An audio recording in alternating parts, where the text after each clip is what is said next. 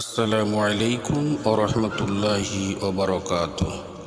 আলহামদুলিল্লাহি ওয়াহদা ওয়াসসালাতু ওয়াসসালামু আলা মান লা নাবিয়্যা বা'দা। কুরবানির পশু উহা তিন প্রকার: উট, গরু ও ছাগল। দুম্বা ও ভেড়া ছাগলের মধ্যে গণ্য। প্রত্যেকটির নর ও মাদি।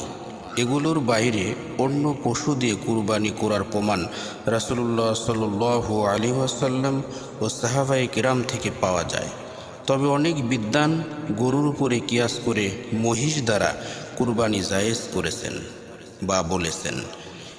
ইমাম শাফিঈ রহমতুল্লাহ আলাইহি বলেন, উপরে বর্ণিত পশুগুলি ব্যতীত অন্য কোনো পশু দ্বারা কুরবানি সিদ্ধ হবে না।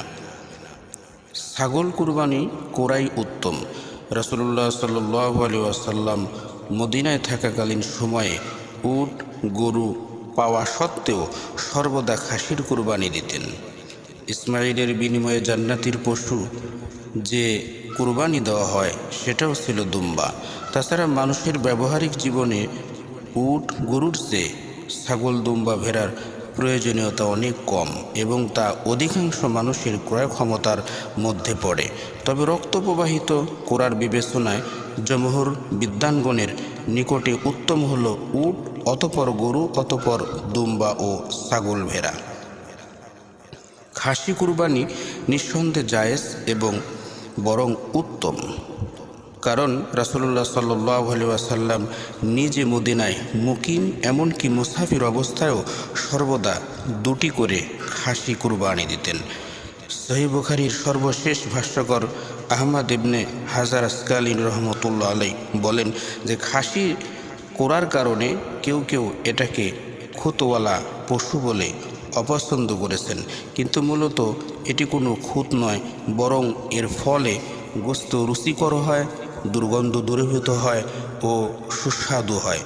ইবনু কুদামা রাদিয়াল্লাহু তাআলা আনহু বলেন, খাসি কুরবানির জন্য যথেষ্ট, কেননা রাসূলুল্লাহ সাল্লাল্লাহু আলাইহি ওয়াসাল্লাম দুটি খাসি দিয়েই কুরবানি করতেন। সূরা নিসার 119 আয়াতের ব্যাখ্যায় সাধারণভাবে জন্তু দাগানো ও খাসি না করা বিষয়ে কয়েকজন সাহাবী ও তাবেঈর মতামত রয়েছে। কুরবানির পশুর ক্ষেত্রে যা প্রযোজ্য নয়, কারণ এ বিষয়ে রাসূলুল্লাহ সাল্লাল্লাহু আলাইহি ওয়াসাল্লাম ও সাহাবায়ে কেরামের নিয়মিত আমলই অগ্রগণ্য ও অনুসরণীয়। কুরবানির পশু সুঠাম, সুন্দর ও নিখুঁত হওয়া চাই। 4 ধরনের পশু কুরবানি করা নাজায়েজ, যথা স্পষ্ট খোরা, স্পষ্ট কানা, স্পষ্ট রোগী ও জীর্ণশীর্ণ এবং অর্ধেক কান কাটা বা ছিদ্র করা ও অর্ধেক শিং ভাঙ্গা। এসবের চাইতে নিম্ন স্তরের কোনো দোষ, যেমন অর্ধেক লেজ কাটা ইত্যাদি থাকলে তার দ্বারাও কুরবানি হবে না।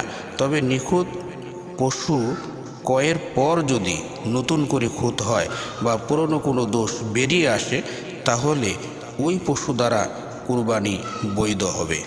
আল্লাহ রাব্বুল আলামিন আমাদেরকে কুরবানি করার তৌফিক দান করুন। সবে বলুন আমিন। আসসালামু আলাইকুম ওয়া রাহমাতুল্লাহি ওয়া বারাকাতুহু।